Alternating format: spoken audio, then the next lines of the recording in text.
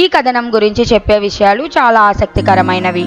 సంగీత దర్శకుడు ఎంఎం కీరవాణి తన ప్రస్థానంలో చాలా ప్రయాణం చేశారు. మొదటగా ప్లేబ్యాక్ సింగర్గా పాడాలని ఆశించారు. కానీ వివిధ కష్టాల వల్ల సంగీత దర్శకుడిగా కెరియర్ ప్రారంభించారు. ఇక సంగీత ప్రపంచంలో ఎంతో గొప్ప స్థానం సాధించిన కీరవాణి చాలా పాటలు రాశారు, పాడారు. అలాగే ఎన్నో సినిమాలకు సంగీతం కూడా అందించారు. ఇక కీరవాణి గారు తమ మ్యూజిక్ కెరియర్లో ఒక గొప్ప మైలురాయిని చేరుకున్నారు. షష్టిపూర్తి సినిమాలో ఇళయరాజా గారి సంగీతంలో రాసిన పాట ఏదో ఏ జన్మలోదో కీరవాణి గారి మొదటి పాటగా వెలుగులోకి వచ్చింది.